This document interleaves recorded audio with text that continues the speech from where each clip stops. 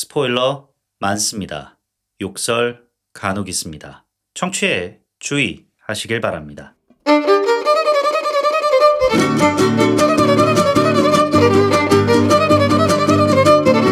콘텐츠 대홍수 시대 요즘 뭐 보시나요? 저는 이거 봅니다.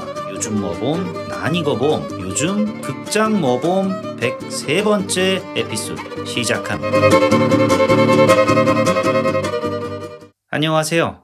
요즘 뭐 봄? 난 이거 봄. 요봄 난 봄. 진행자 롤린스입니다. 지난주 대한민국 영화계의 1년을 정리하는 시상식, 강한 자가 오래가는 게 아니라 오래가는 자가 강한 거다. 듣고 있나? 대종상 46회 청룡영화상이 열렸었죠. 수상 결과를 비롯하여 시상식에서 거론된 이런저런 이야기 오프닝 시간에 나눠볼까 하는데요. 우선 빠르게 주요 부문 수상작 그리고 수상자 등을 훑어보도록 하겠습니다. 최우수 작품상은 어쩔 수가 없다. 감독상은 어쩔 수가 없다의 박찬욱 감독, 각본상은 승부의 각본가 분들께서 수상하셨습니다. 승부의 감독이자 각본가 김형주, 또 공동 각본가로 참여한 윤종빈, 범죄와의 전쟁 수리남의 감독 그 윤종빈 맞습니다. 두 분이 트로피를 품에 안으셨고, 나무주연상은 하얼빈의 현빈 배우, 여우주연상은 어쩔 수가 없다의 손예진 배우, 나무조연상은 어쩔 수가 없다의 이성민 배우, 여우조연상은 히든페이스의 박지현 배우 등등인데, 이 중 가장 화제를 불러 모았던 순간은 뭐니 해도 이찬혁이죠. 야, 이 현빈이건 이재훈이건 뭐 안 되더라, 이찬혁 앞에서는. 이것 때문에 여자들이 아티스트들한테 뻑이 가는 건가, 뭐 이런 생각을 좀 해봤습니다. 아, 나도 노래를 해야 하나? 자, 작년 45회 시상식에서도 이찬혁 씨 축하 무대를 선보였었죠. 그때 아주 난리가 났었지 않습니까? 여러분, 작년 청룡영화상 작품상 수상작 기억하세요? 자, 시간 초과. 이미 여러분들 머릿속에 뭐였지? 나온 순간 늦은 거예요.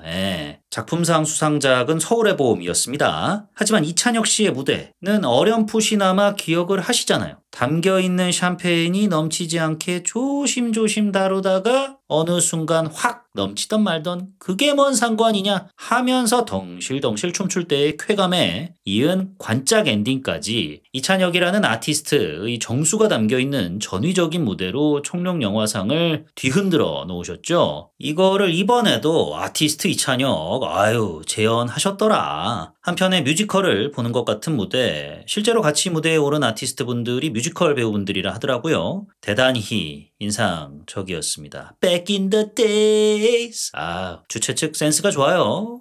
우리 세령이 누님 얄미운 남친한테 조언이라도 들으신 걸까요? 그나저나 아드님 해군 장교 임관 축하드립니다. 아마 이맘때쯤이시면은 자식을 군대에 보낸 부모님 입장으로서 임관식 끝나고 우리 아들 뭘 먹여야 하나 생각이 많으실 겁니다. 제가 또 군필 입장으로서 살짝 팁을 드리자면은, 제가 장교 출신은 아니지만 그래도 임관식 끝나고 가족들과 잠깐 식사하는 시간 아마도 줄 거잖아요. 다른 장교들도 다 마찬가지일 테고. 그때 세령 누님 치킨 사가십시오. 치킨. 제가 다른 뜻이 있어서 치킨을 말씀드리는 게 아니라, 그 군생활 고생하는 친구들한테는 그 치킨만 한 게 없어서 그래요.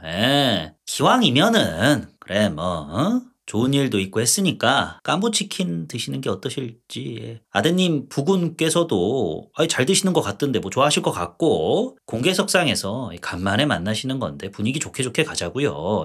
기대해 보겠고요. 대체 뭐를 왜 기대한다고 하는 건지 저 자신도 잘 모르겠는데, 여튼 본 얘기로 돌아와서 수상작과 수상자들 중에 가장 화제를 불러 모았던 건 현빈, 손예진 배우 부부의 주연상 동반 수상이었죠. 이를 두고 화제성만 노린 결과물 아니냐라는 비판이 일각에서 일어났고요. 현빈 배우는 영화 하얼빈에서 고생한 거는 알겠는데, 수상을 놓고 경쟁을 했던 다른 후보 배우들, 우원박, 이병헌 배우 등의 연기력에 비하면 조금 라는 이유 때문에 시끌시끌했고, 손예진 배우 같은 경우는 연기력은 훌륭하시지만 과연 어쩔 수가 없다라는 작품에서 손예진 배우가 맡은 역할을 두고서 주연이라고 볼 수가 있는가라는 의구심이 수상 배경을 두고 파열음을 일으켰던 이유로 작용을 했는데요. 저는 어땠냐? 현빈 배우의 수상이 의외이긴 했어요. 우원박 배우가 받을 줄 알았거든요. 아니면 이병헌 배우가 받거나. 제 마음속에 3순위이기는 했지만 그래 뭐 하얼빈에서 고생 꽤나 하셨으니 또 흥행에도 성공을 했으니까 우리나라는 또 흥행 성적이 수상 배경의 결정적인 요인으로 작용하기도 하니까 뭐 받을 수도 있겠다라는 생각을 했어요. 야, 고생했다고 흥행했다고 상 주냐? 그러면 조정석이 받아야지 하실 수 있는데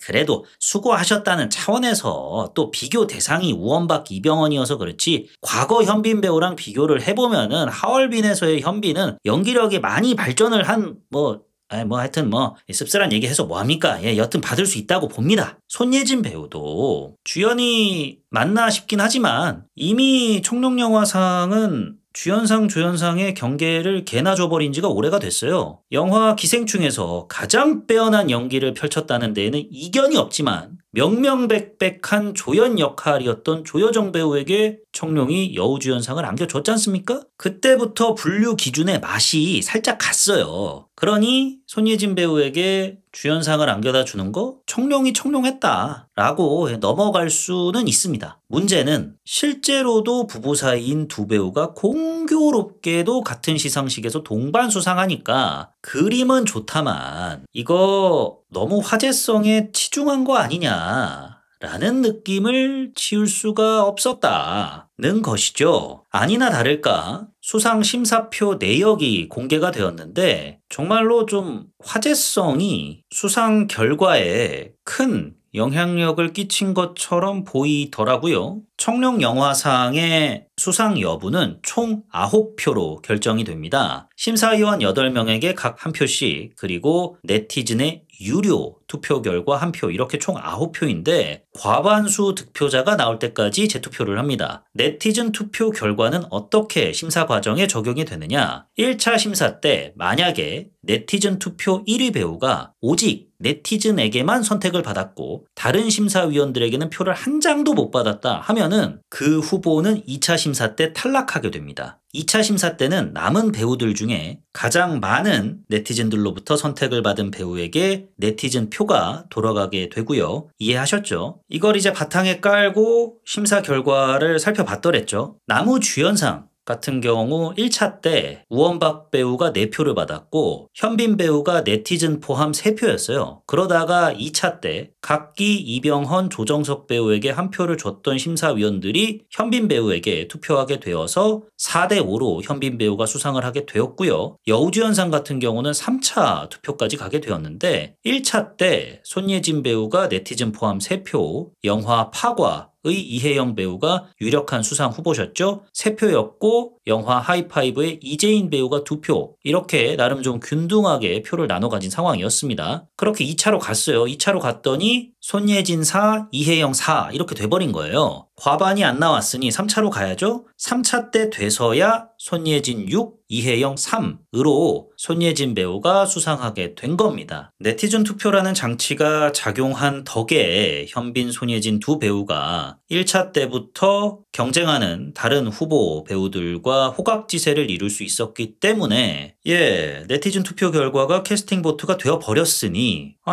네티즌 투표를 심사 과정에 반영한 게 맞는 거예요? 라는 성토까지 나오게 된 것 같습니다. 물론 네티즌들이라고 해서 꼭 화제성만 쫓겠냐마는 아무래도 팬덤이 클수록 더 큰 화력을 지원받을 가능성이 높기 때문에 인기상을 제외하고 배우에게 주는 상에게 인기투표 같은 심사 방식을 적용시키는 게 웬 말이냐라는 비판이 나오고 있는 것 같습니다. 타당한 비판이라고 저는 생각을 하고요. 이 지점은 세령이 누님 다시 한번 좀 생각해 봐 주시죠. 옆 동네 대종상 왜 망했는지 잘 아시잖아요. 화제성만 쫓다가 걔네들 가랑이 많이 찢어졌지 않습니까? 예, 그렇게 되고 싶지 않으시면은 이번 기회에 부하 직원들 조인트 아드님 예 군화도 신으셨겠다. 그거 쓱 빌려와가지고 까주시기를 또 조인트는 군화로 까야 제맛이거든요. 예, 까주시기를 바라겠습니다. 이 외에 청룡 영화상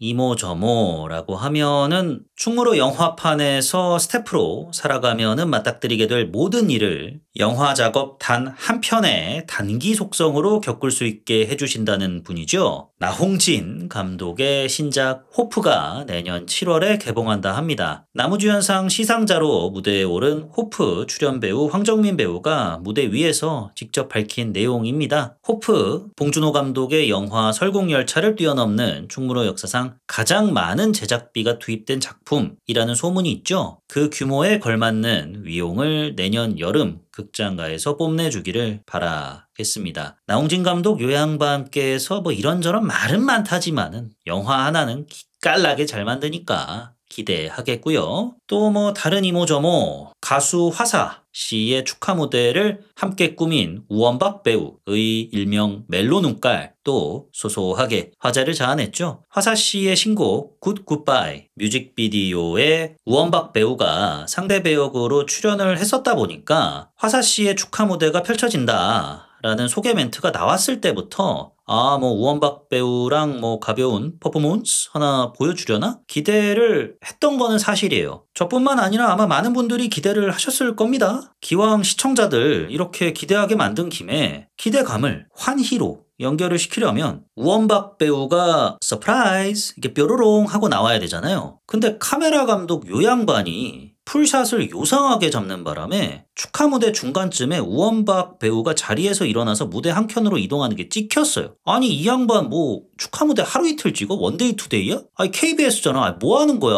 아니 우원박 나온다는 거 짐작은 했는데 아니 그렇다고 이렇게 미리 스포하는 게 어딨어. 됐어. 김 다 샜어. 라는 감정이 들어가지고 무대를 보다가 잡쳤습니다 기분. 진짜 짜증났어요. 아니 저렇게 까발리면 어떡해.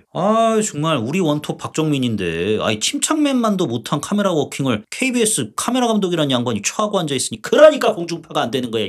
네, 좀 흥분을 했네요.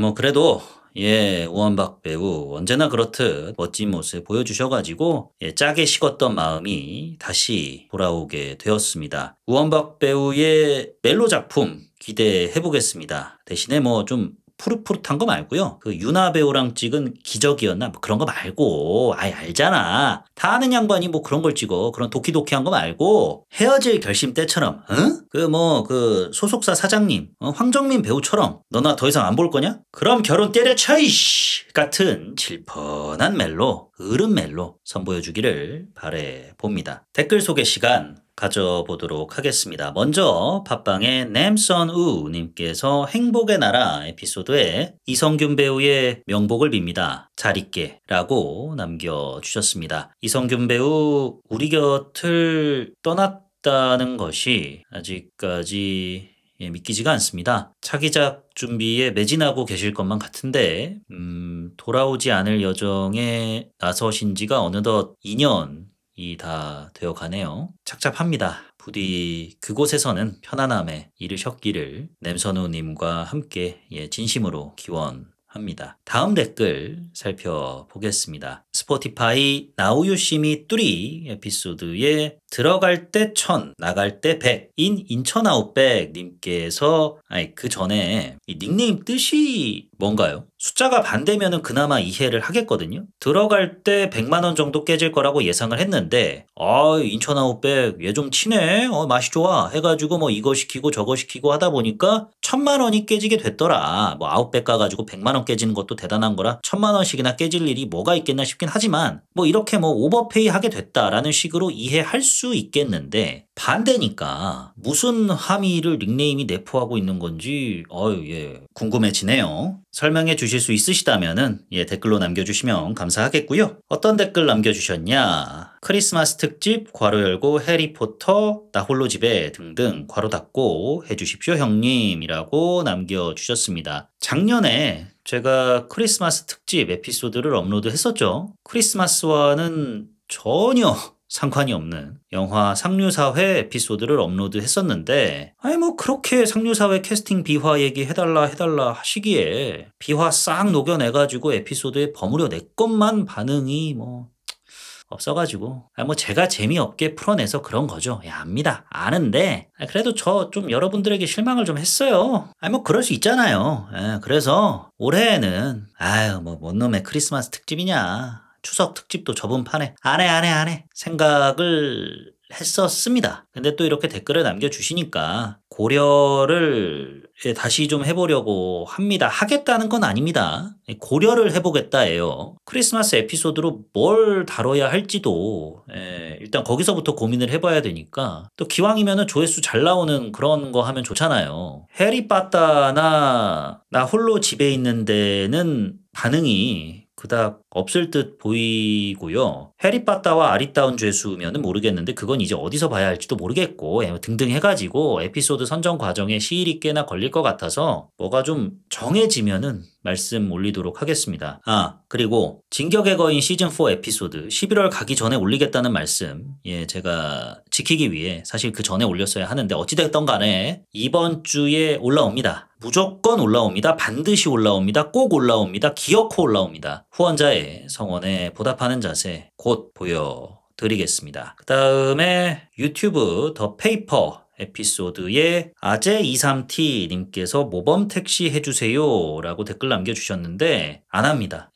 안 해요. 제 평소 태도에 비춰보면 좀 의외긴 하죠. 저는 조회수만 쫓아가니까 시청률이 이렇게 잘 나오는 드라마를 마땅히 다루는 게 맞는 것처럼 보이긴 하는데 만약에 모범택시가 이번이 시즌3가 아니고 시즌1이다. 그리고 시청률이 15% 이상 나오고 막 20% 찍고 그러고 있다라고 하면 다뤘을 거예요. 근데 모범택시가 시즌3까지 나왔잖아요. 이게 양이 많아서 인 것도 뭐 무시를 못하긴 합니다만 일단 모범택시 시리즈가 팬 여러분들께 좀 죄송한데 좀 항마력이 딸립니다. 전 못 보겠어요. 좀 너무 유치해가지고 그러니까 시즌3까지 나왔기 때문에 일부 이제 시즌1의 레전드 회차? 시즌2의 레전드 회차 이런 게 유튜브에 많이 떠 있잖아요. 가끔 봤어요. 보는데 극중에서 김도기 주인공이 이런 범죄 조직에 잠입을 하기 위해서 부캐로 이제 분장을 하지 않습니까? 천재 해커로 분장도 했다가 무당 분장도 했다가 이번에는 뭐 야쿠자로 분장까지 하고 이런 걸로 또 뭐 분장을 하고 그랬었잖아요. 이제 팬 여러분들께는 그거 보는 재미가 있겠죠. 있는데 이재훈 배우의 연기가 톤이 일부러 그렇게 세팅을 한 것 같아요. 이재훈 배우가 김도기 역할로 연기를 할 때는 되게 포스가 있고 멋있는데 부캐 연기를 할 때에는 한껏 좀 과장된 톤을 쓴단 말이에요. 이것 때문에 유튜브로 나온 축약판마저도 보다 말다 했습니다. 도저히 못 보겠어가지고. 그래서 모범택시는 다룰 일이 없을 것 같습니다. 시청률이 30%가 넘으면 모르겠는데 그럼 해야죠. 그러면 크리스마스 특집으로 모범택시 1부터 합니다. 근데 이제 그럴 일은 없을 것 같아서 죄송합니다. 모범택시는 다룰 일이 없을 것 같습니다. 마지막으로 같은 에피소드에 은영킴 6659님께서 저도 오피스 너무 좋아해요. 제가 가장 웃겨하는 부분은 마이클의 러브라이프입니다. 제일 웃긴 에피소드가 스티브 카렐 배우의 진짜 부인이 출연을 해가지고 극중에서 한번 데이트를 하고 그 후에 엉뚱하게 공개 프로포즈하는 바람에 망신당하는 편이었고요. 본사 상관이랑 애증 얽힌 관계도 참 웃겼습니다. 롤린스님의 최애는 뭐였는지 궁금합니다. 더 페이퍼 꼭 보겠습니다. 라고 남겨주셨습니다. 오피스 팬을 이렇게 만나 뵙게 돼서 반갑습니다. 우리의 마점장 정관을 풀었다가 다시 이어붙이기를 여러 번 반복한 이 시대의 로맨티스트죠. 타고난 정력가라 한 번 불이 붙었다 하면은 콘돔 3개씩 쓰고요. 나 오피스 안 봤는데 그 양반이 뭐 연달아 3번씩이나 하는 그런 사람이요? 대단하네 라고 생각하실 수 있는데 아닙니다. 이제 각 구멍당 한 개 여러분 이거 오피스에 나오는 대사입니다. 제가 토시 하나 안 틀리고 고스란히 옮긴 거예요. 이치홀이라고 나오는 겁니다. 출장? 출장을 드와이트랑 가게 됐는데 출장 기간 동안에 호텔에서 이 묵게 될 호텔에서 불장난이 일어날지도 모르니까 피임은 확실히 해야 되지 않겠냐 하면서 마점장이 이제 콘돔을 한 수십 개 가져가려고 해요. 이러니까 처음에는 충신 드와이트가 오, 야, 야망남 대단하십니다 라고 해요. 이를 본 마점장이 약간은 의아하다는 듯이 왜? 다들 이 정도 쓰잖아 한 번 할 때. 반문을 합니다. 그러니까 드와이트가 하루가 아니고 한 번에 3개씩이요? 아니 그게 어떻게 물으니까 아니 각 구멍당 한 개 뭐 됐어 뭐 이런 말 뭐 해봤자 뭐해. 이런 장면이 있어요. 제가 지어내는 게 아닙니다. 은영킴 님도 아실 거예요. 저 그런 사람 아닙니다. 여자를 좋아하긴 하지만 환장하긴 하지만 그런 사람 아니에요. 그 정도로 마점장이 대단한 정력가다. 오해하지 말아주시고 자, 본 얘기로 돌아와서 빨리빨리 말씀하신 공개 프로포즈 에피소드는 아마 디왈리 에피소드 말씀하시는 것 같아요. 인도계 미국인들이 벌이는 그 힌두교 축제에 마점장이 부동산 중개업자죠. 부동산 중개업자 여친 데려왔다가 삘 받아가지고 프로포즈를 했는데 거절당하게 되는 그 에피소드 말씀하시는 것 같은데 맞죠? 예, 기억이 납니다. 그 후로 이제 본사 상관인 젠하고 관계가 이제 확 불타오르게 되잖아요. 아유 뭐 애저녁에 젠이랑 얼레리 꼴레리 했어야죠. 이미 그 전에 불장난도 저질렀겠다. 저 같았으면 진즉 젠이랑 뭐 꽁냥꽁냥 했을 거예요. 참 오피스 스태프들도 대단한 게 어떻게 그런 외모도 그렇고 목소리까지 농후한 매력 가득하신 분을 캐스팅을 했는지 역할이랑 찰떡인 배우분이셨는데 저도 마점장과 제니 얽히고 설킬 때마다 박장대소 했더랬습니다. 제 최애 에피소드는 이게 하나만 꼽기가 어려운데 좀 나눠서 말씀을 드려보자면 최고의 오프닝은 아마도 다른 오피스 팬분들도 이 오프닝을 최고의 오프닝으로 뽑으실 것 같아요. 화재 훈련 오프닝 있죠? 안전관리 책임자 드와이트가 백날 설명해봤자 필요 없다. 백문이 불여일견이다 하면서 사무실에다가 불 질러가면서 화재 시 어떻게 대피해야 하는가를 알려주는 오프닝. 가끔씩 유튜브에 그 오프닝 클립 뜰 때마다 보곤 합니다. 오피스 공식 유튜브 채널에 올라온 해당 클립의 누적 조회수가 4,200만 회를 넘네요. 오피스 공식 유튜브 채널에서 조회수 순위 3위이기도 하고요. 그럴만하죠. 마무리도 진짜 대박이잖아요.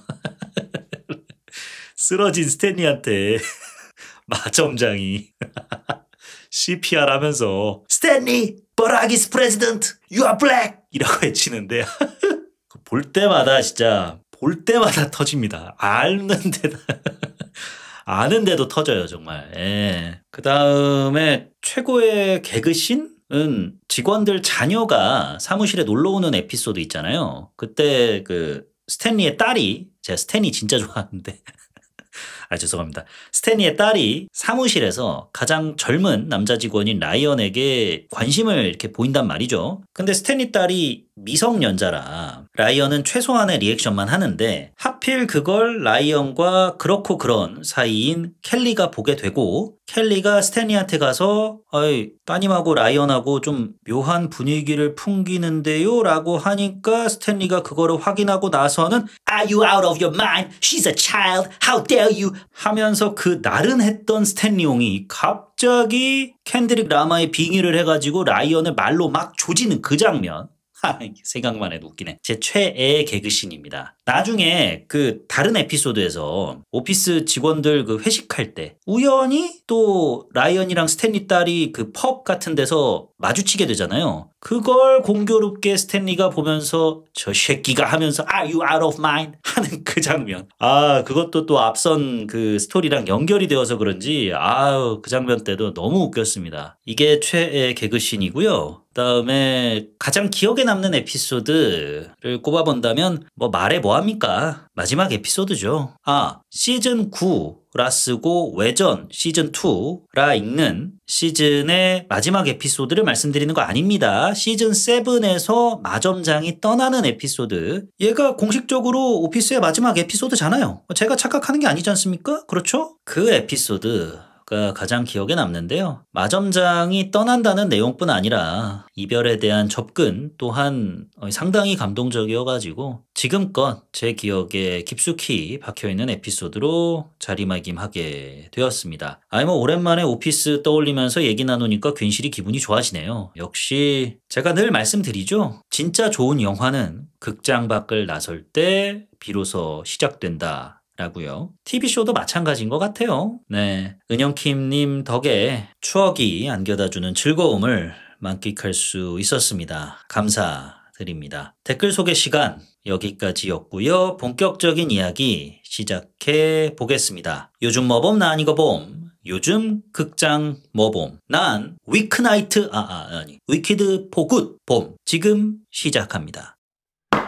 영화 위키드 포굿 은 소설 위키드를 바탕으로 제작된 뮤지컬 위키드의 실사 영화 프로젝트 중 2막에 해당하는 작품입니다. 딱 1년 전 양아치 쉐끼들만도 못한 마인드를 갖고 있는 유니버설이라는 쉐끼들이 제목에서 파트 1을 쑥 Oops, my mistake 하면서 빼먹은 채 개봉시킨 영화 위키드에서 1막 내용을 다뤘었고요. 요봄남봄 에피소드로 이야기 나눠보기도 했었죠. 그렇다 보니 이번 For Good 관련 작품 소개 내용으로 드릴 말씀이랄 게 딱히 그냥 예전 에피소드 겸사겸사 듣고 와주시는 게 좋겠지만은 귀찮으실 테니까 다시 한번 말씀드려보자면 미국의 동화 작가 라이먼 프랭크 바움이 집필한 오즈의 마법사란 책 다들 아시죠? 영화화도 수차례 진행이 되었었고요. 그 중에 1939년작 영화 오즈의 마법사는 도로시가 마법의 오즈 세계에 발을 들여놓을 때 이전까지만 해도 흑백이었던 화면이 화려한 색감 가득한 화면으로 전환되는 장면으로 매우 유명하죠. 오즈의 마법사 전에도 컬러 영화는 존재를 했지만 오즈의 마법사 속의 색감 대비가 주는 쾌감이 워낙에 커서 컬러 영화 시대의 개막을 알리는 상징적 작품이 오즈의 마법사 되어버렸다고 합니다. 이러한 오즈의 마법사를 바탕으로 미국의 소설가 그레고리 맥과이어가 2차 창작 소설을 하나 내놓는데요. 이 작품이 바로 소설 위키드입니다. 즉 영화 위키드의 원작은 뮤지컬 위키드고 뮤지컬 위키드의 원작은 소설 위키드이며 소설 위키드는 소설 오즈의 마법사의 2차 창작물이다 라는 거죠. 2003년에 첫 선을 보인 뮤지컬 위키드는 2025년 현재까지 브로드웨이에서 가장 흥행한 뮤지컬 2위에 자리하고 있습니다. 1위는 라이언 킹이고요. 2012년 유니버설 픽처스는 뮤지컬 위키드의 영화화를 공식 선언합니다. 이때까지만 해도 유니버설 픽처스가 맘마미아나 레미제라블 등등을 영화화시켜서 돈도 벌고 상도 받고 님도 보고 뽕도 따고 막 다 했어 임마 하던 시절이었거든요. 이런 유니버설에게 뮤지컬 위키드의 영화화는 당연한 수순이었죠. 그렇게 위키드 영화화가 진행되던 중에 영화 레미제라블의 연출을 맡은 톰 후퍼 감독한테 유니버설이 야, 너 잘하더라. 어떻게? 야, 이것도 한번 영화화 좀 시켜 좀 봐라. 부탁 좀 할게. 해가지고 뮤지컬 캐츠 실사화를 맡겼는데 개폭망, 냥폭망 해가지고 뮤지컬 실사화 프로젝트 유니버설 전면 재조정에 들어가게 되고요. 그 후에도 바람 잘 날 없는 할리우드에서 위키드 프로젝트 이리 치고 저리 친 끝에 공식 제작선은 12년이나 되어서야 관객들에게 비로소 영화 위키드를 선보이게 되었던 겁니다. 영화 위키드는 전 세계 수익 7억 5천만 불을 찍으며 추정 제작비 1억 5천만 불의 5배가 넘는 흥행 수익을 거두었습니다. 이는 뮤지컬 영화 사상 가장 높은 수익으로 종전 1위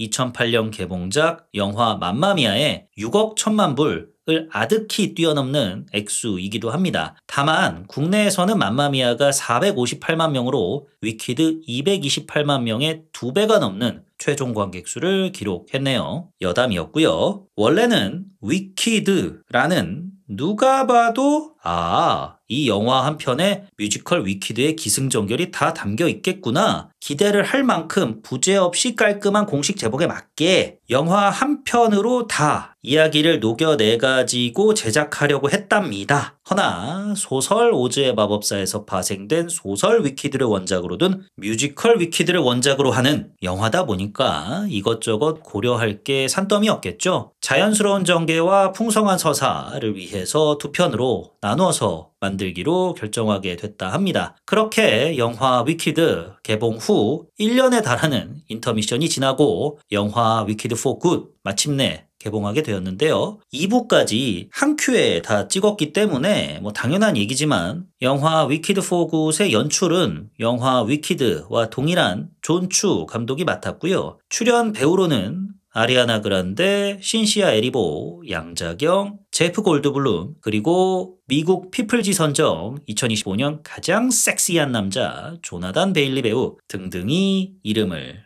올렸습니다. 줄거리 요약 시작해 보도록 하겠습니다. 영화는 1편 이후 꽤나 시간이 좀 흐른 상황입니다. 제프 골드블룸 배우가 연기한 마법사와 양자경 배우가 소화한 마담 모리블은 신시아 에리보 배우가 분한 엘파바스롭을 서쪽 마녀라고 칭하며 그녀에 대한 악마화 작업을 오즈 시민들을 상대로 꾸준히 그리고 열렬히 진행해 왔는데요. 그 결과 오즈 내에서는 서쪽 마녀를 둘러싼 별의별 루머들이 판을 치기 시작합니다. 그중 하나가 야, 서쪽 마녀의 약점이 맑은 물이래. 왜? 걔 영혼이 워낙에 더러워서 맑은 물을 끼얹으면 그 자리에서 녹는다는 거야. 입니다. 이제 말도 안 되는 개소리들인 거죠. 근데 이런 개소리들이 사회 곳곳에 퍼져 나가니까 시민들의 불안감 커지겠죠. 시민들의 불안감을 진정시키는 역할은 어느덧 착한 마녀로 불리우게 된 아리아나 그란데 배우가 연기한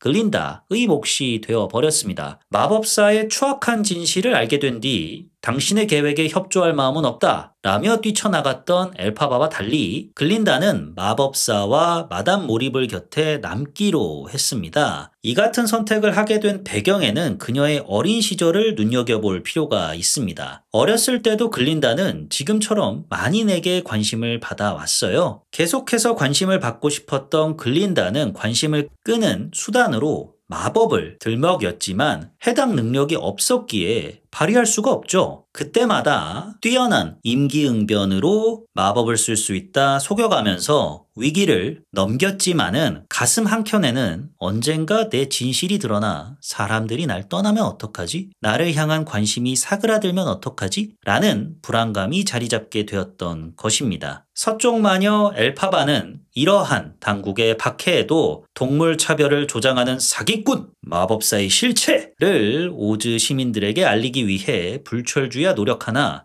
이거 좀처럼 쉽지가 않습니다. 아직 인간과 의사소통이 가능한 동물들은 차별과 박해에 지쳐 하나 둘 오즈를 떠나기 시작하고 오즈의 시민들을 향한 계몽운동은 마담 모리블에 의해 오즈 시민들을 향한 협박으로 둔갑되곤 하죠. 혼자서는 마법사의 실체를 밝히기 어렵다고 판단한 엘파바는 동생인 네사 로즈를 찾아갑니다. 그 사이 네사 로즈는 고향 땅 먼치킨랜드의 영주가 되어 있었어요. 네사 로즈는 자기가 사랑하는 남자 보크를 지근거리에 두면서 자기 딴에는 나름 행복한 나날을 보내고 있었는데요. 하지만 여전히 보크는 글린다를 좋아하고 있었죠. 그래서 보크는 호시탐탐 글린다가 있는 에메랄드 시티로 돌아갈 기회만 엿보고 있었습니다. 그러던 중에 엘파바가 네사 로즈를 만나러 온 거예요. 먼치킨랜드 영주로서 나 좀 도와줘 라는 언니의 말에 정작 내가 언니의 도움을 바랄 때는 내 곁에 없었지 않느냐 라며 네사 로즈 엘파바를 쏘아 붙입니다. 참 경우 없는 동생이죠. 아니 그동안 언니가 너를 위해서 얼마나 많은 거를 해줬는데 말이야. 그건 싹 다 까먹고 이씨. 그러자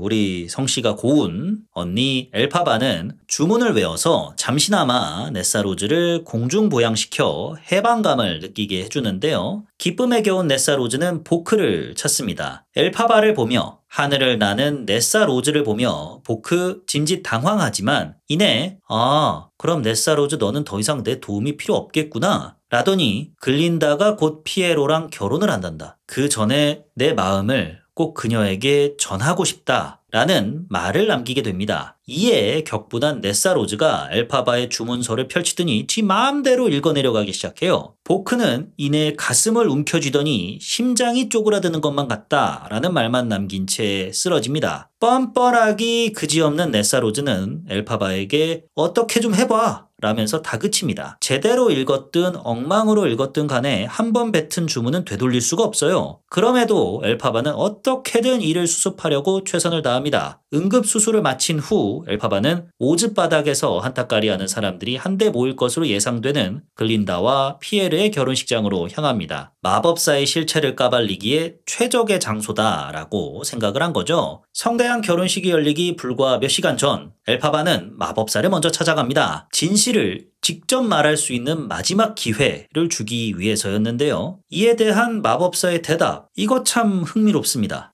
그래서 내가 진실을 말하면 오즈 사람들이 오, 진실이구나 해줄 것 같니? 오히려 내가 이상하다고 할 걸 저 양반들? 파봐야. 진실이라는 게 그래요. 사실과 논리, 그런 고귀한 것들로 이루어졌을 것 같지? 아니야. 그냥 이 험한 세상 살아가는 데 있어서 심리적인 안정을 가져다 줄 무언가에 기대고 싶은 거일 뿐이야. 진실이라는 게. 지들이 진실이라 규정한 거에 잘 기대서 살아오고 있는데 내가 갑자기 나가가지고 그거 진실 아닌데? 하면은 어떻게 되겠냐? 야, 지들의 삶이 무너지잖아. 그런데 얘들이 내 말을 듣기나 하겠냐? 라고 말합니다. 어찌저찌 정상회담 자리에 참여하게 된 글린다 또한 엘파바에게 야, 친구야. 나도 저 마법사 양반 참 못 같기는 한데 내가 착한 마녀랍시고 요 며칠간 좀 살아보니까 저 양반 말이 더럽고 아니 꼽지만은 야, 틀린 거 하나 없더라. 네가 암만 난리 쳐도 시민들이 안 들어줘. 안 들어줘. 마법사 민낯 까발리는 거는 이쯤에서 그만두고 우리 서로 좀 그 합의점을 찾아보자. 응? 라고 설득을 합니다. 이를 이제 쭉 들은 엘파바 아예 틀린 말은 아닌 것 같아요. 그래가지고 오케이. 민낯 공개 대작전 내가 여기서 그래 그만둘게. 대신에 마법사 당신도 그 동물 차별 그만해. 가둬둔 그 동물들 다 풀어주고 그럼 내가 합의문에 사인한다. 그 전에 우선은 당신 내가 못 믿겠으니까 진정성을 좀 보여줘봐. 날개 달린 원숭이 애들 있지? 당신이 그 쫄딱으로 쓰는 애들 걔네들 지금 당장 좀 풀어줘봐. 하니까 마법사도 아유 당근 콜이지 라면서 이 쫄딱으로 부려먹었던 날개 달린 원숭이들을 해방시켜줍니다. 그렇게 엘마 회담은 성공리에 끝마치는 듯 보였으나 날개 달린 원숭이 중에 대장 녀석이 마법사가 쓰는 공간 한켠에 마련된 비밀 창고의 문을 열어 젖히더니 엘파바에게 여기로 들어가 보라고 합니다. 그곳에는 엘파바에게 진심 어린 조언을 건네주었던 딜리몬드 교수를 비롯한 수많은 보아하니 지도층 동물들이 말하는 법을 잊은 채 철창에 갇혀 있었습니다. 마법사는 엘 사장 이거 다 이유가 있는 거야 라면서 설명하려 들지만 엘파바는 협상은 결렬되었다 라며 동물들을 풀어주기에 이르고 얼마 후 근처에서 거행되던 글린다와 피에르의 결혼식은 말 그대로 개판 5분 전이 되기에 이르는 뒤 과연 이후 엘파바의 마법사 민낯 공개 대작전은 어떤 방향으로 전개가 될까요? 엘파바와 글린다의 사이는 어떻게 될까요? 보크가 받은 응급수술은 어떻게 잘 됐을까요? 지금 극장에서 확인해 보시기 바랍니다.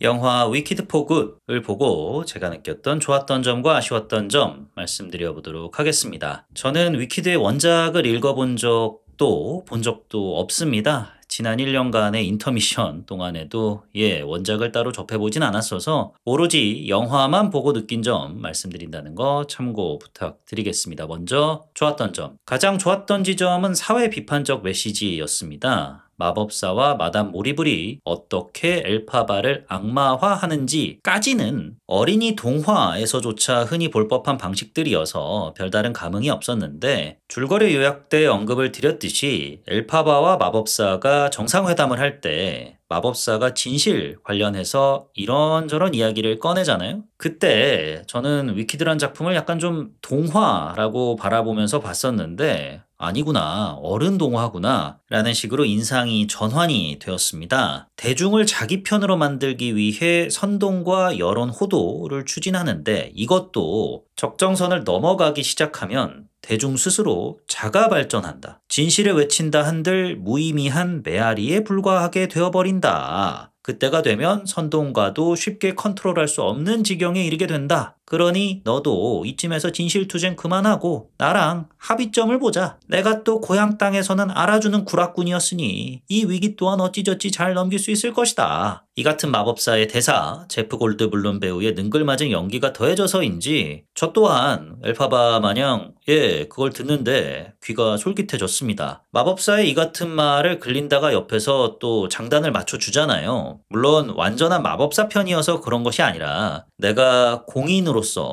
활동? 이용? 당하다 보니 현실이 이렇더라 라는 것을 엘파바에게 알려주기 위해서인 건데 이 장면을 보면서 글린다란 역할에 아리아나 그란데 배우를 섭외한 이유를 이제서야 좀 명확하게 알겠더라고요. 특히 방금 전까지는 말한 몰입을한테 깨지다가 바로 다음에 대중 앞에서 밝은 웃음 짓는 장면들이 종종 나오지 않습니까? 그 장면들이 아리아나 그란데 배우의 어떤 섭외 배경, 섭외 이유를 명확하게 알게 해주는데 결정적으로 작용을 했습니다. 사실 1편 때까지만 해도 아역 배우 출신이라 연기력은 어느 정도 검증이 되었고 거기다가 뛰어난 가창력, 수려한 외모로 미국의 팝스타 아이콘이 되었으니까 몇 억 불이 투입되는 할리우드 메가 프로젝트에서 탐낼 만한 인재다 라고 생각을 했어요. 그걸로만 그냥 캐스팅 배경을 어림짐작했었는데 그럼에도 한편으로는 왜 꼭 배우여야 했을까라는 생각이 1편을 보면서 조금 들었거든요.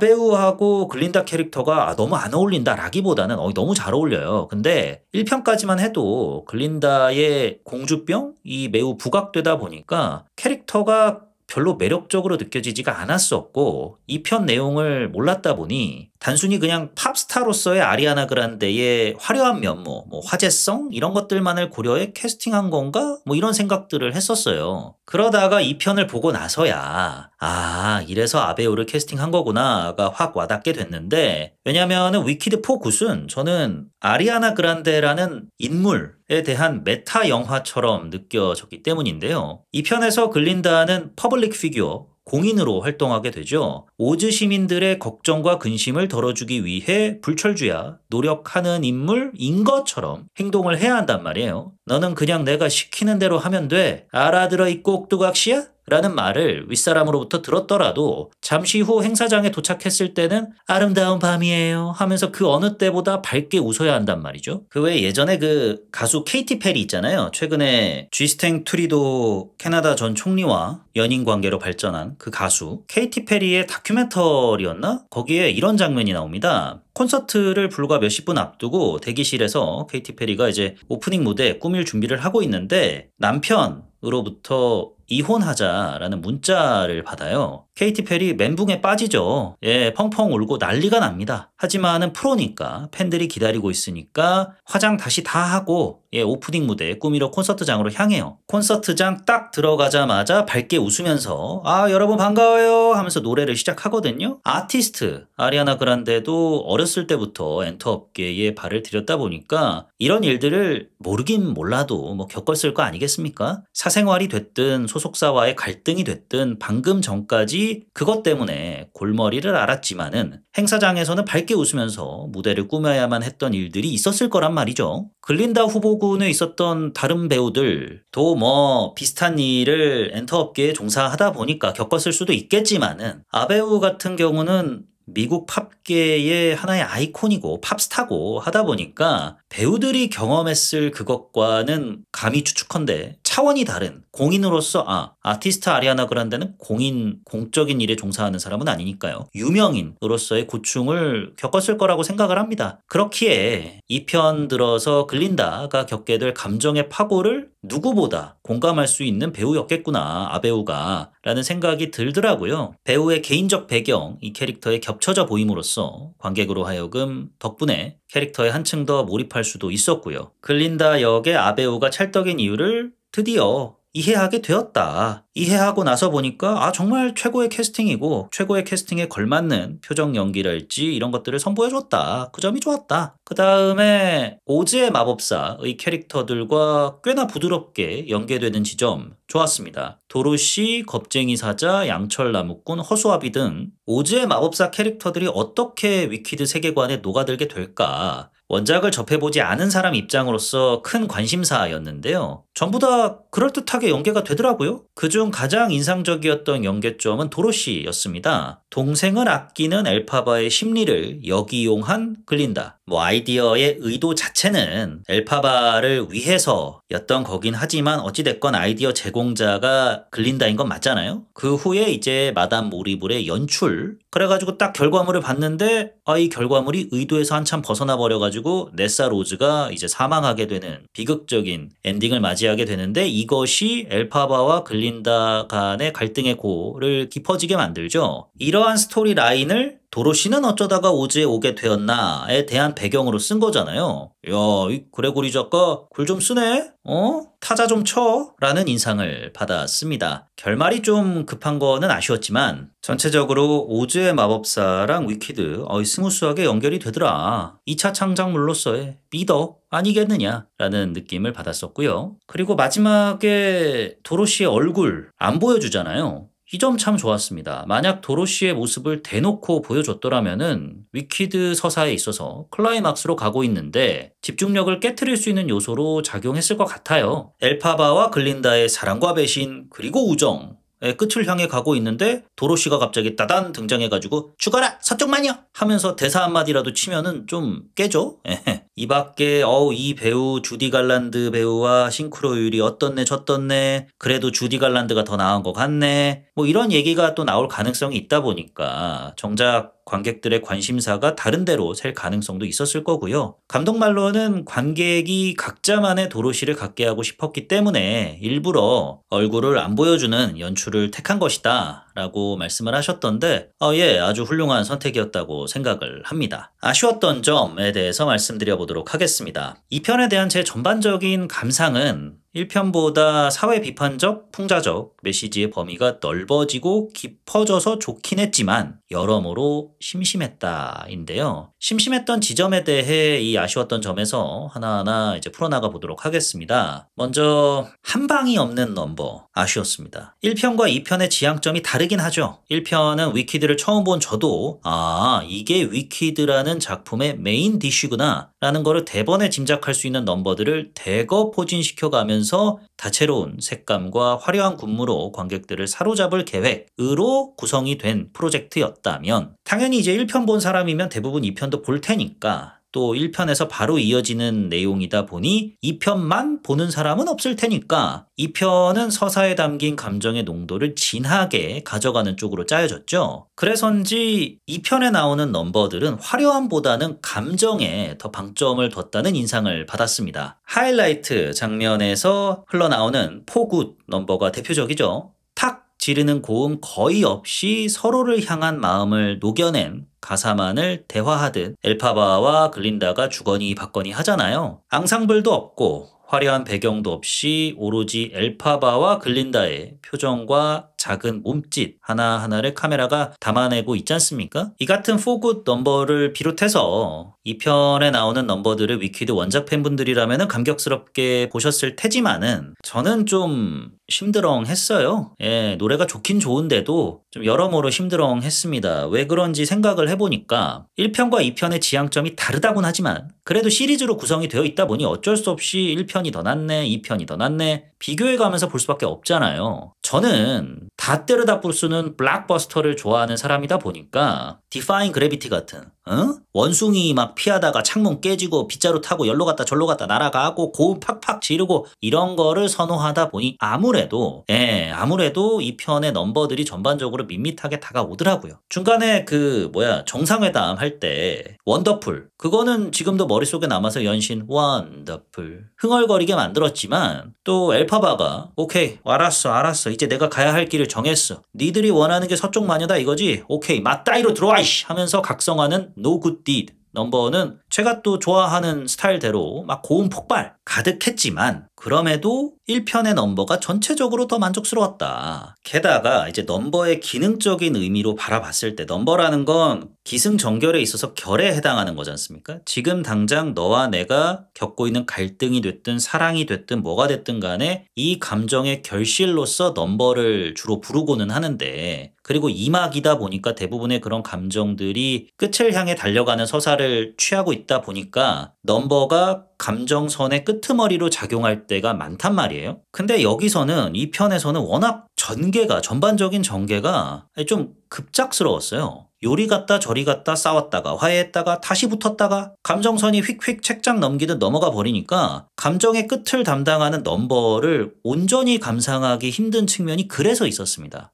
이 새끼 너는 감성이란 게 메말랐구나. 야, 가사 봐봐. 시적이잖아. 좋잖아. 와닿잖아. 이 서정적인 넘버들 듣다 보면은 나도 모르게 빠져들게 돼 있어. 그게 인간이라는 거야. 이 씨발 티새끼야. 라고 하실 수 있는데, 좀 들어보십시오. 엘파바의 투쟁기로 시작을 하더니 갑자기 또 사람과 전쟁이 펼쳐져요. 그래가지고 소방 맞은 글린다 보여주죠. 소방 맞은 글린다 다음에 바로 엘파바랑 피에를 뜨밤 보냅니다. 뜨밤 보내자마자 동생이 위험에 처했대요. 그래 가보니까 동생은 죽었어요. 근데 그 죽어있는 동생 앞에서 글린다가 앉아있어요. 그러니까 이제 엘파바가 이제 눈이 돌아가지고 네가 감히 여기로 어디 와 하면서 이제 맞다이를 뜨는데, 이 와중에 맞다이 톤도 이상하죠. 뜰 거면 화끈하게 뜨던가. 소꿉놀이도 아니고 죽은 동생 사실상 무덤 앞에서 갑자기 귀엽게 이 나쁜 개집애 하면서 이러고 싸우고 있으니까 뭐야 어느 장단에 맞추라는 거야? 그렇다고 이 다음부터 계속 꽁냥꽁냥 분위기로 가는 것도 아니고 그 다음에 뭐냐 니들이 원하는 서쪽 마녀가 되어주마 하면서 엘파바 각성하죠? 각성한 엘파바 어떻게 우리가 담글 수 있을까? 마담 모리블이랑 마법사가 고심한 끝에 도로시 앞장 세워가지고 서쪽 마녀 담그라고 하잖아요. 그러니까 이제 나라가 완전히 막 서쪽 마녀 타도 분위기로 흘러가니까 이를 본 글린다가 이제 나라 걱정에 근심하게 돼가지고 엘파바를 찾아가지 않습니까? 그러면서 또 갑작스럽게 화해를 해요. 그 과정에서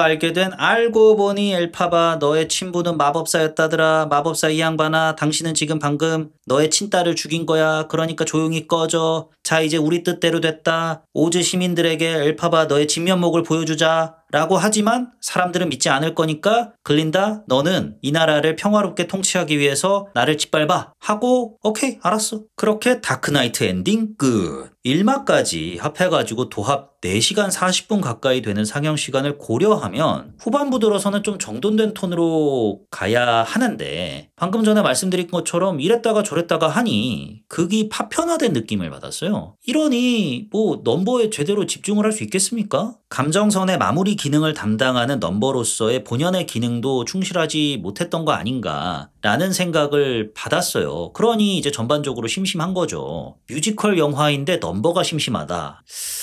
이거는 좀 많이 아쉬운 대목이죠. 그래서 이렇게 구구절절 말씀을 드려봤고요. 차라리 피에로 관련된 그런 사랑 서사를 좀 줄이고 엘파바와 글린다 간의 우정과 배신 그리고 사랑에만 보다 집중을 했더라면 어땠을까 싶습니다. 그랬다면 마지막에 그 하이라이트 넘버 For Good이 더욱 감명 깊게 들렸을 것이고, 두 배우의 감정 연기에 저도 모르게 야 정말 참 가슴 아프다 아이고 이러면서 봤을 텐데 그러질 못했고, 게다가 피에르 사랑 서사를 좀 줄였더라면은 오즈의 마법사 엔딩과 맞추려고 더욱 속도전으로 치닫게 된 후반부가 더 안정되었을 것 같거든요. 찾아보니까 원작의 내용을 고스란히 이제 따라오다 보니 이렇게 된 것이다 라고 하던데, 각색 과정에서 좀 줄일 건 줄였더라면 어땠을까 싶습니다. 사실 저 같은 경우는 피에로와 엘파바의 사랑 서사의 몰입이 좀 잘 안 됐어요. 갑작스러운 전개, 그에 따른 휘몰아치는 감정 변화, 이런 것들이 몰입의 방해 요소로 작용을 했습니다만, 피에로 역할을 맡은 조나단 베일리 배우의 배우 개인적 배경 또 몰입에 있어서 쉽지 않게 해줬어요. 조나단 베일리 배우는 2018년에 커밍아웃을 한 동성애자입니다. 이후 게이로서 자신의 삶에 대한 얘기를 공개석상에서 종종 했었고요. 그렇다 보니까 신시아 에리보 배우랑 끈적한 눈빛을 주고받으려고 할 때마다 캐릭터 피에로로 보여야 하는데, 글린다를 보면서 팝스타 아리아나 그란데가 겹쳐 보였듯이 자꾸 조나단 베일리 배우 본인이 피에로에 자꾸 아른거리는 거예요. 물론 이성애자 배우가 동성애자 캐릭터 연기하듯이 동성애자 배우가 이성애자 연기할 수 있죠. 하지만 멜로물에서는 배우 간의 케미가 매우 중요하지 않습니까? 케미가 폭발하면 폭발할수록 관객들은 열광을 하고요. 과몰입한 끝에 상대 배우를 바라보는 눈빛을 두고 야, 저거 연기 아니다. 저거 찐이야, 찐. 진짜로 반한 거야. 라면서 팬들끼리 코난 놀이하고 그러잖아요. 극중 커플로 나온 배우들이 실제 연인으로 이어지기를 그래서 많은 팬들이 바라는 거기도 하고요. 그럼 이 작품에서도 엘파바와 피에로의 사랑과 앞으로의 여정을 관객으로서 좀 응원하게 만들어줘야 하지 않습니까? 그러라고 그 넘버도 할애를 한 거고 둘 간에 뭐 배드신 아닌 배드신 같은 것도 집어넣은 거고 그런 거잖아요. 그럴 마음이 들게끔 두 배우 사이의 케미가 좀 뿜어져 나와야 하는데 일단 갑작스러운 전개 속도가 이를 힘들게 만들고요. 짧은 순간에 둘의 운명적인 사랑을 표현하기에는 신시아 배우도 그렇고 조나단 배우도 그렇고 너무 연기를 하는 게 보여요. 예. 왜 이렇게 연기하는 게 티가 날까를 생각하다 보니 영화 전개에 있어서의 구조적 한계도 있겠지만은 배우 사적 배경까지도 아른거리게 되더라고요. 그 결과 엘파바와 피에로의 사랑에 관객으로서 몰입이 어려웠던 거고 둘의 미래를 위한 응원이 마음 깊숙한 곳에서 나오지 못했던 것 같다. 예, 이렇게 느껴졌었습니다. 다시금 말씀드리지만 동성애자 배우가 이성애자 캐릭터 연기할 수 있어요. 다만 이번 영화처럼 운명적인 사랑 연기를 하기에는 관객들의 몰입을 돕는 데 있어서 한계가 어느 정도는 있다고 봅니다. 예컨대 만약에 진짜 어디까지나 만약에입니다. 현빈 배우가 2010년에 저 동성애자입니다 라고 커밍아웃을 했다고 쳐보자고요. 그러면은 사랑의 불시착에서 현빈 배우가 손예진 배우를 딱 이 멜로 눈깔로 바라볼 때 시청자들이 지금처럼 열광했겠느냐 하면은 아니라고 생각을 하거든요. 왜냐하면 야 현빈 저거 지금 연기 아니다. 저거 찐이다. 현빈이 손예진한테 완전 푹 빠졌네. 야야 현빈만 빠진 것 같아?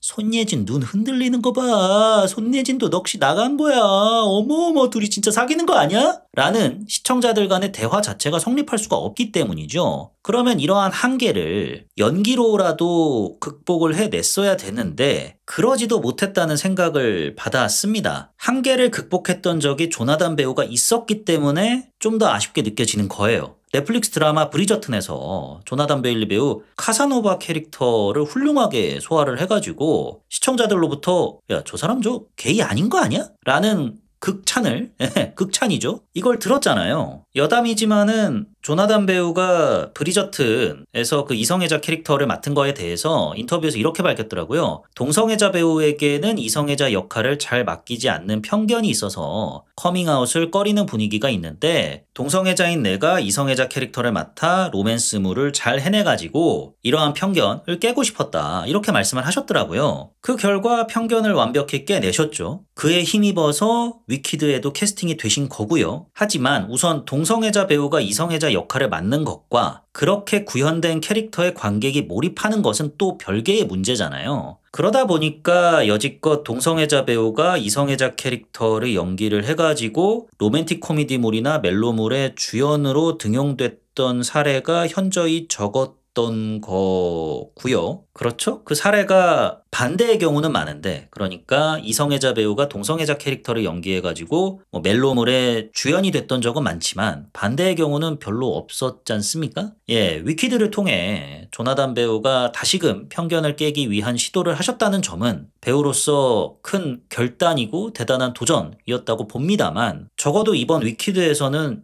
야, 저 사람 게이 아닐지도 몰라 라는 생각이 안 들었거든요. 아둔하고 무식한 저에게는 좀 미완의 완성에 그친 도전이 아니었을까 그런 생각을 해봅니다. 애저녁에 사랑서사를 줄였더라면 이런 생각도 안 들었을 텐데 라는 아쉬운 점 살짝 있었습니다. 종합을 해보자면 일단 제일 먼저 가장 큰 문제는 극본에 있어서 사랑서사를 이렇게까지 할애할 필요가 있었는가인 거고 그러면 사랑서사를 이렇게 할애를 한 만큼 배우들이 혼신의 연기를 해가지고 사랑서사를 설득을 시키고 납득을 시키고 감동을 줬어야 되는데 약간 따로 노는 것 같은 인상을 많이 안겨다 줬고 따로 노는 것 같은 인상에 있어서 배우들의 좀 어색한 연기 같은 게 눈에 들어오게 되었는데 왜 저렇게 어색하게 보일까 하니까 구조적인 문제 플러스 배우의 어떤 사적 배경까지 작용하게 된 것 같더라. 이렇게 말씀드릴 수 있을 것 같습니다. 마지막으로 아쉬웠던 점은 앞에서 언급을 드렸듯이 결말이 좀 뭐랄까요? 너무 흐지부지 끝난다? 라는 인상이 강했어요. 마법사와 마담 모리불이 너무 힘없이 당하는 것 같아서 김이 많이 식었습니다. 뭐 마법사는 엘파바한테 당한 것도 있고 출생의 비밀에 대한 여지를 1편에서 어느 정도는 암시를 했기 때문에 그러려니 하려면 할 수는 있겠는데 글린다 찜쪄먹던 마담 모리불이 갑자기 귀가 팍 눌려가지고 깨갱 해버리니까 영화가 급종료 된다는 느낌을 받았어요. 당신이 나를 공인으로 키워준 덕에 그 힘으로 이번엔 내가 당신을 찜쪄먹겠다라는 글린다의 말에 설득력이 담겨 있긴 했습니다만 그 기세 등등했던 마담 모리볼이 그 말 한마디에 깨갱 한다는 게 순식간에 파워 밸런스가 기울어진다는 게 이 맞나 싶어가지고 결말을 위해서 어쩔 수 없이 수그러드는 모습을 보여줘야 하는 순간이었던 것 같아서 많이 아쉬웠습니다. 여기까지가 영화 위키드 포 굿을 보고 제가 느꼈던 좋았던 점과 아쉬웠던 점이고요.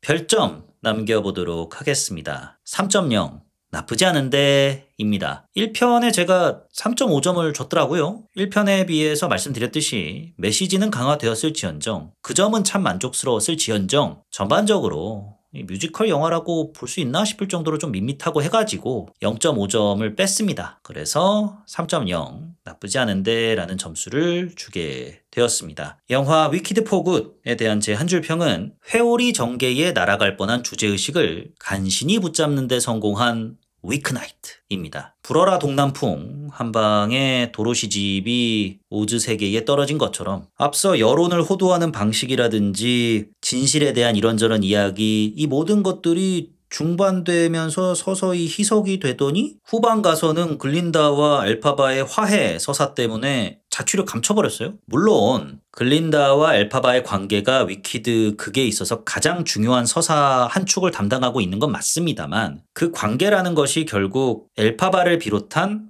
동물들을 어떤 식으로 바라볼 것인가 또 어떤 식으로 차별을 해왔는가 박해해왔는가 이미지를 조작해왔는가에 지속적으로 영향을 받았다 보니까 위키드라는 작품에 있어서 가장 큰 주제의식은 약자를 향한 시선과 우리의 태도라고 생각을 하게 됐어요. 그것을 위크나이트가 다시 개인을 희생함으로써 상기시켜 준 것 같아서 이 같은 한 줄 평 회오리 정계에 날아갈 뻔한 주제의식을 간신히 붙잡는 데 성공한 위크나이트 남기게 되었습니다. 다음 에피소드에서는 디즈니 애니메이션 주토피아의 후속편 주토피아 2를 다뤄보도록 하겠습니다. 주토피아 1편 참 재밌게 봤는데 2편 기대가 큽니다. 이번에는 또 어떠한 귀염뽀짝한 모험이 가득할지 극장에서 곧 확인해 봐야겠네요. 여러분도 확인해 보시고 다음 에피소드에 댓글 많이 남겨주시면 감사하겠습니다. 이번 에피소드에도 댓글 많이 남겨주시고요. 저는 이만 물러가도록 하겠습니다. 여기까지가 요즘 뭐봄 나 아니거 봄 요봄 남봄